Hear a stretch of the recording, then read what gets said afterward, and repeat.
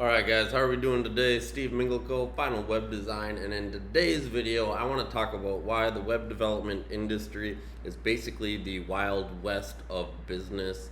So let's get into it. Final Web Design, this is Steve. Alright guys, so having been in the web development, web design, digital marketing, SEO field now for over 10 years, I want to talk about why to this day the web development industry is the wild west of business, what that means, and how to help kind of protect yourself when you're out there looking for other companies or businesses to help you with your website. So the first thing I'm going to talk about is that there's so many different firms with so many different levels of skill and talent at their firms. So you might have one company that doesn't have the skill set or the experience to really do what you're asking them to do. And it might not even be a company in a lot of cases. In a lot of cases, it is an individual or a person in their house or their bedroom. You know, I've heard this many times. I've seen it personally many times. People think they're getting a company, and essentially it's just one individual who is doing all the development, doing all the project management, doing all the billing, everything associated with the project. And in even some cases, that individual then is just outsourcing the project to other individuals or another firm, and you're being manipulated in the fact that you think you're actually getting the website from this person or this company.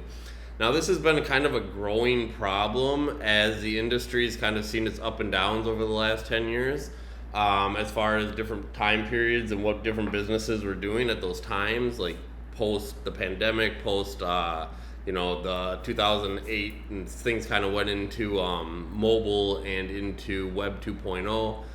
A lot of people are just outsourcing these projects to other companies, and that's where we're finding a lot of people getting screwed over because they think they're getting a company and they're not.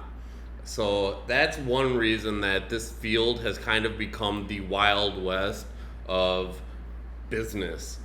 Another big factor that's happening right now is that people are bringing these projects overseas, and they're expecting companies that are either out of Eastern Europe or India a lot of times, somewhere in Asia. They're finding that those places don't necessarily have the same business expectations or business standards as some company in the United States or in maybe Western Europe. I'm not super positive on Western Europe, but at least in the United States, would have to meet the requirements, and they can be held legally liable. You can go forward and do a lawsuit or a chargeback if you don't think you're getting these services that you were expected.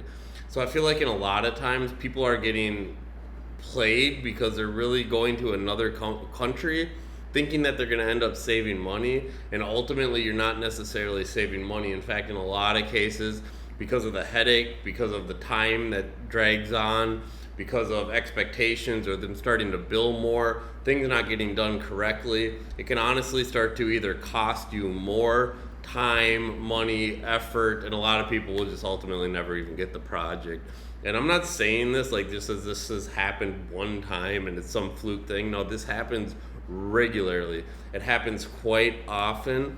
So you really have to know what you're getting yourself into. If you want to work with a third-party company and you know that company over in India is a really reputable, they're really good, they got good project management, they got good English communication skills to take in your information and get it back, then by all means go for it. A lot of those companies though that I've at least seen, they're not necessarily so much cheaper than going into business here in the United States. And that would bring me to my third point, which is just cost. A lot of people, this industry has become the Wild West because people want to ultimately save money, and they're like, oh, I can get a 5-page website for $500, something that we would have to charge $2,500, but they don't know what they're really getting, and they end up getting some templated CMS platform that looks and functions horrendously, and it never actually incorporates the business colors or the business UI or kind of the feel and look of the business.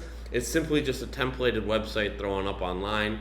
And that's not ultimately going to be beneficial to your business. Whereas something like us, when we take a project in, we go through a whole design phase so that we can incorporate the business colors, the business logos, any of the business assets like images and things that a company might want to use in their website that ultimately you're not using with these cheaper websites. And a lot of times people ultimately will get this website and then they're going to want to redo it again and have to pay again. So you really have to know that this industry is kind of the Wild West because the pricing structure is so up and down. There is no necessarily exact price for every single website. Everybody has a different thing. Some people might charge you $500, some people might charge $2,500, some might charge $25,000. You know, it really depends. You have to do your research.